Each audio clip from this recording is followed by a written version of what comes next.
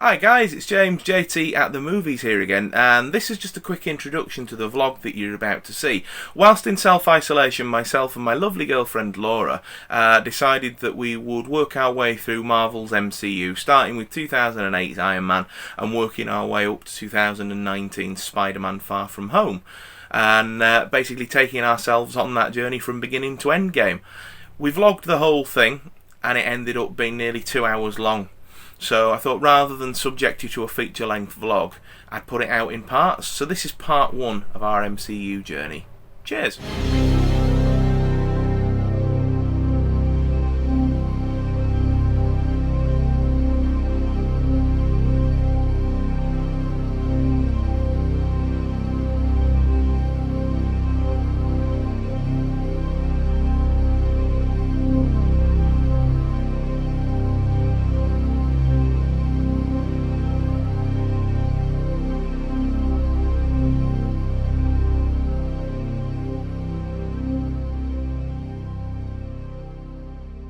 Hi guys, it's James JT at the movies, back here again. This is a very informal shot. I'm holding the phone. Laura's here too. Hello. We've got some downtime, as a lot of folk have at the moment, and we are going to use the time very wisely and attempt an MCU marathon. And we're going to start off with 2008's Iron Man. We're back. We've just watched the first Iron Man from 2008, obviously starring Robert Downey Jr., directed by fantastic Jon Favreau as well. This film sets up the whole MCU. It's the story of Tony Stark, obviously realising that he can use his technology and his genius for good, and after being kidnapped in the Middle East and making an exoskeleton to escape from his captors, realising that he can develop that technology at home, and the story sort of goes from there. His business partner doesn't like the idea that they're going to stop manufacturing weapons for the army, and ends up taking some of the technology that Tony's developed to develop his own suit, and the two end up battling in true superhero style. I don't think when I first watched this in the cinema in 2008 that I thought that it would spawn the universe that it's spawned. I love this film. There's not many films that I can watch and then the minute the credits are done go back to the menu and could quite happily press play again and watch it all through. But this is truly one of those films. You know, I just really enjoy it. The cast is fantastic. Of Jeff Bridges, Gwyneth Paltrow, and what's he called? Clark Gregg, isn't it? Plays Coulson. And you obviously rounded out with Robert Downey Jr. As Iron Man, and a whole host of others in there as well. Just a great cast, really great origin story. You know, they kept it well wrapped, and sort of they didn't go off and sort of set up loads of tangents sort of thing. Like if there'd never been a sequel to this film, obviously there's the post credits sting, but you know, that's exactly that post credits, but they never make it so that it sort of leaves a load of cliffhangers, and you get a lot of franchises doing that these days, don't you? Where you do, yeah. They'll set up a first film and they'll set up all these sequels. Like Alita was a good example of that. They set up a sequel, probably never going to get one because it bombed, didn't it? But anyway, getting completely off topic, what did you think, Laura? I liked it. I really liked it. I thought it was a really good setup for Iron Man, and I thought it was a really good setup for the MCU. I really do. It's a very good start-up film and everything, and Robert Downey Jr. is brilliant. And yeah, I've got to say, props to him, because doing a bit of research on him, he's not exactly had the best life leading up to his acting career.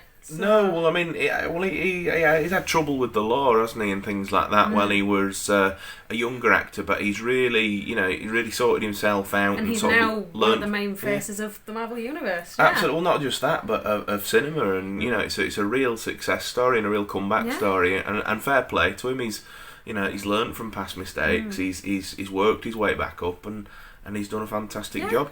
There's nobody else that could play that part. They talked about Tom Cruise, and a few other names got thrown around at the time.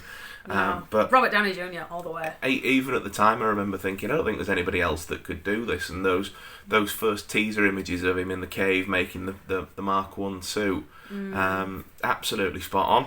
Yeah, I remember going to see this. Well, my granddad took me to see this film back in 2008. I would have been 13 at the time. And at the time, I didn't really have a thing for comics. I just thought, this film looked really good, I want to go see it. I had no idea just how much of a universe it was going to spark and everything.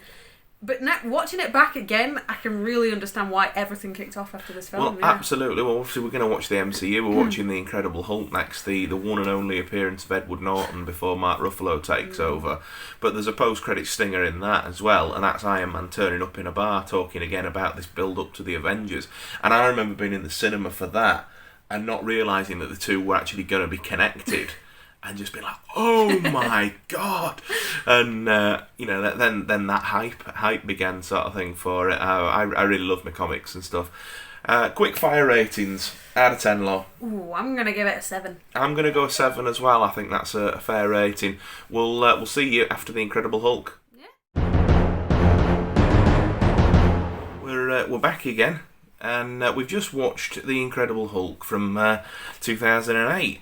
So this one is the first and only appearance of Edward Norton as The Incredible Hulk. Obviously there was scheduling conflicts or contract disputes or something like that meant that he didn't come back for Avengers and the subsequent appearances thereout. We've said, haven't we, personally, I think we both prefer Mark Ruffalo as the Hulk. But do you know what? Credit where it's due. Edward Norton put in a good performance in this film. Do you know what I really liked about this? And I don't know if you've seen the original 2003 Hulk movie, but Universal, because this was made under license from Universal, who had the Hulk rights, but made with Marvel Studios, who've obviously later done this whole MCU bit. But you can tell they were clearly hedging the bets because they sort of recap almost the film Hulk in the opening credits, obviously reshot with the cast for this film, but it almost kind of serves as a loose sequel sort of thing. So like, had the whole Marvel thing not have worked out, they could have quite easily just carried on. But that always was something that sort of fascinated me. The cast in this, obviously you've got Edward Norton as Bruce Banner, the Hulk. He's been in hiding mostly since the events that led him to become the Hulk. Obviously, General Ross, played by William Hurt, he's still after him. He's estranged from Betty Ross, who's obviously the scientist that worked with him on the formula that turned him into not the formula, but the experiment, that turned him into the Hulk. And obviously she is General Ross's daughter, played in this film by Liv Tyler. And then we've got Tim Roth, who becomes the villain of the piece, the Abomination. He's a soldier that is part of the task force sent out initially after the Hulk, and then once he gets a taste of what the Hulk's got and the power and everything, he wants to be able to do the same and feel the same. So General Ross sets that up. It obviously all goes wrong and ends up in a massive showdown in New York City. This film, for me, it does a really good job, I'd say, of sort of doing more of the groundwork stuff. Like you were saying about Iron Man setting the scene. Yeah. This kind of does the same thing for Avengers. There's the little stinger at the end where Tony Stark turns up in the bar and, basically says, we're putting a team together, sort of thing. And it does that. Like I say, it's well done to say that they were clearly hedging the bets. You can see just how it's.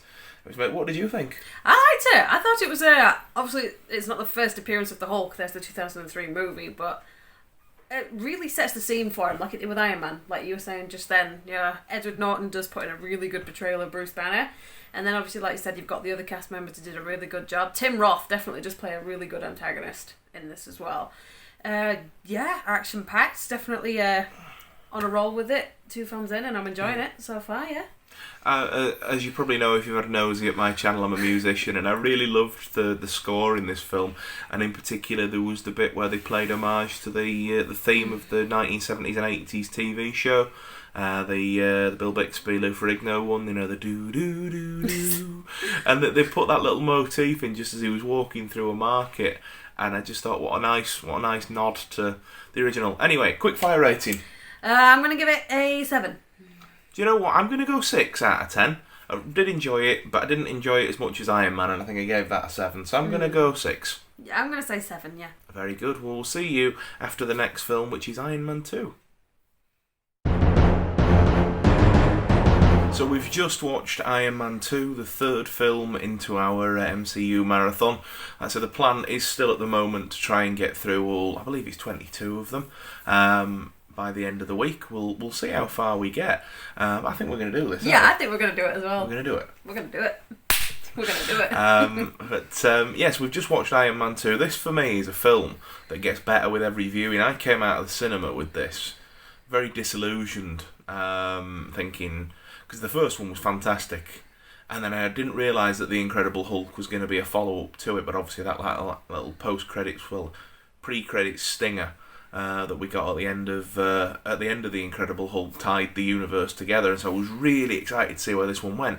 And then I just felt that it was really lacklustre, but watched it again on DVD, and then subsequently upgraded to Blu-ray and rewatched them all again. Now, this is probably the fourth time I've seen it, and you know what? It grows on me every time. I really like it. The basic premise is about 6 months after the events of Iron Man, the US government and rival military contractors want their hands on the Iron Man technology. Obviously, Iron Man won't willingly give it up. He's also finding out that the arc reactor in his chest is killing him, and so sets off on a bit of a destructive path. And sort of separately to that, we've got what's he called now? Mickey Rourke playing I've forgotten what the villain's name is. Whiplash.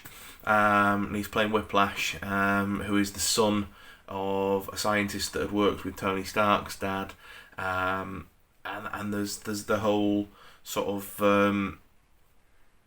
there's a conflict there which I won't spoil too much of in case folks haven't seen the film, but it all ends up sort of coming to a head at the Stark Expo, where Tony has to battle his demons. He teams up with Rhodey, who's taking on the identity of War Machine in this film, and they battle Whiplash. The secondary villain of the piece is a chap called Justin Hammer, played fantastically by Sam Rockwell. And like I say, it all just sort of comes together. Nick Fury's in it again, played by Sam Jackson. And it's just more of that sort of setting the scene for Avengers, really, isn't it? Yeah, definitely. Your first time watching it, what did you think? Yeah, I really liked it. I think I preferred Iron Man 1 over this, but this definitely had a good plot to it. Obviously, that scene at the beginning where he's in that courtroom and everything, you had to expect something like that. Yeah, we want the technology, we want to know how you've done this, yeah, or else you're going to be a risk. And it's just, that was expected, but I think the way he handles that, how Tony Stark handles all that, proves just how much of a brilliant actor. Yeah, absolutely. Downey Jr.'s performance is fantastic, and he remains true to form, as he is in every appearance that he has. As Tony Stark throughout the franchise. The supporting cast again, fantastic. We're also actually introduced to Black Widow in this film, played by Scarlett Johansson. She initially appears as an undercover agent, and obviously working for Tony Stark, and then her backstory, or a little bit of her backstory, starts to unravel in this film, and like I say, that again, setting the scene for the first Avengers movie. For Avengers, her sly introduction. They don't out and out introduce her as the Black Widow. They introduce her as a background character first, who comes in to work for Tony Stark, and she's slowly revealed. And that's what I like about things like this, is they don't say, here's your next character leading on to this. It's, we're just going to slowly introduce you. Yeah, no, you're absolutely right, because there's like that bit with like anybody who's a fan of the comics and the media that it's based on will have known straight away, yep, that's who she's going to be. But then for your casual movie-going audiences that go into these films just wanting a bit of escapist fun, you're absolutely right. It's like they're not just going to go, oh, this is Black Widow, and this is somebody that is a character. It's sort of like they get to do a bit of a reveal and a bit of a build-up, and quick fire review. Quick fire rating, sorry. I'm going to give this one a 6. Fair enough. I'm going to go 6 as well, actually. Yeah, I think I gave the first one a 7. It's not as good as the first one, but I'd say it's probably on a par with the Incredible Hulk. So yeah, I'd agree, a 6. Yeah. So it's 1:55 in the morning, and we have finished. We've just finished Thor, the 4th film into the MCU marathon. Probably should have called it a night at the end of the last one, but we're daft. So we're here now, aren't we, calling it a night, 4 films in. Say we started at we started about 5 o'clock, didn't we? So we've not done too bad. No, we haven't. We'll get up probably for about 9:30 tomorrow morning and have a much more productive day at it, won't we? Anyway, Thor, so obviously draws from the Marvel comics and the Norse mythology as well. In this film, we find Thor is the son of Odin, as is Loki. historically, Asgard, the kingdom of which Thor is from, has been at war with a race called the Frost Giants, and basically that's all sort of been on a bit of a truce, and until Thor sort of stupidly acts up and basically reignites the war again. This ends up resulting in Thor getting banished and Odin falling ill, or falling into what they call Odin sleep, which is basically he's out for the count, and his other son Loki has to take up the throne. Obviously Loki is the trickster, and he's not to be trusted. He's very devious character and deceitful. So down on Earth, Thor ends up getting involved with Jane Foster, Eric Selvig, and Darcy, who are three scientists studying sort of they're studying physics, aren't they? And they're looking at I can't remember actually. It's late and I'm tired. My mind's. We'll put it here. Anyway, obviously they're studying, and they end up obviously running into Thor. And not obviously believing a word he says to start with, but then obviously the pieces start to come together and they start thinking, hang on a minute, he is Thor. And the story sort of runs from there. Again, it does more world building, introduces us to Hawkeye, Jasper Sitwell, and obviously Agent Coulson gets more of a front seat in this one. He's more front and centre. It balances. Obviously, I think of the three Thor movies, I think probably Ragnarok's probably the strongest, but this one I thought really balanced well the scenes on Earth and Thor trying to adapt to day-to-day life after his banishment, as well as sort of like the mythological and the Norse scenes on Asgard, and sort of blended the two really well, and sort of used like an air of science to bridge the two worlds, if you like.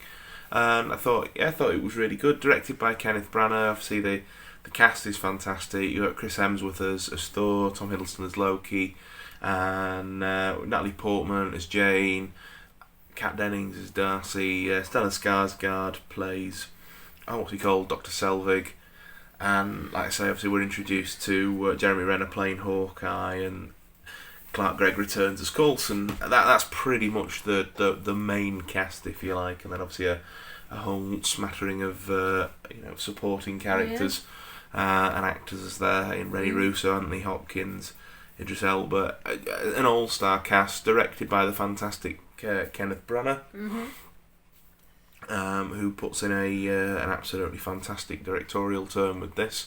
Laura, your thoughts? Yeah, I liked it. Yeah, again, like I said, for the other few, really good introductions to other characters. Again, a sneaky little intro to Hawkeye. Again, like they did with the Black Widow. Yeah, I thought it was a really good plot. Like you said, good cast, really good storyline behind it. Got a bit of comedy in it, a bit of action in it, fantasy and things like that. I liked it. I think that's one thing that the Marvel movies seem to balance really well. Obviously, I know there's no reason why you can't be both, but traditionally, I've always been more of a DC guy. I mean, wearing the home team's colours. That's not even your favourite hero. No, second favourite, but.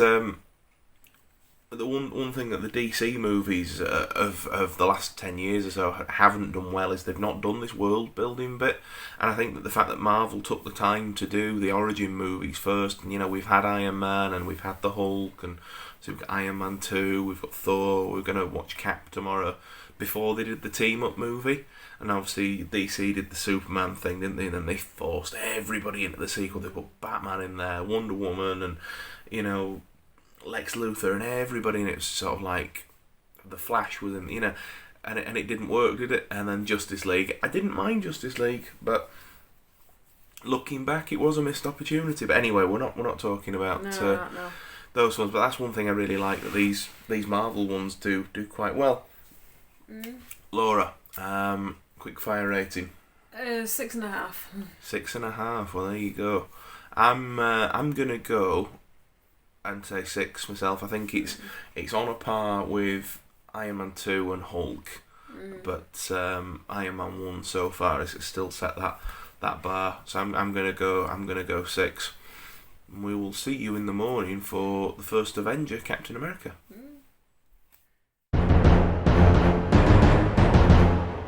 Hello, so we're back. It is the beginning of day 2, and we've just watched Captain America: The First Avenger. In this film, we meet Steve Rogers for the first time. Initially, he's not the Captain America that we all know. He's an asthmatic and not a very athletic chap, can't hold his own in a fight, but desperately wants to join the US Army and serve his country and do right by his fellow man. This enthusiasm and this dedication for good catches the eye of a doctor in the Allied forces that put Steve forward for the Super Soldier program.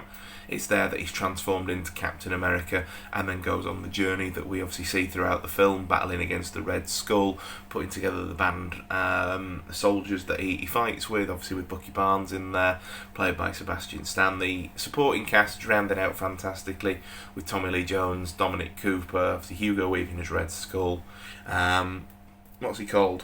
Toby Jones, and obviously Hayley Atwell playing Peggy Carter as well.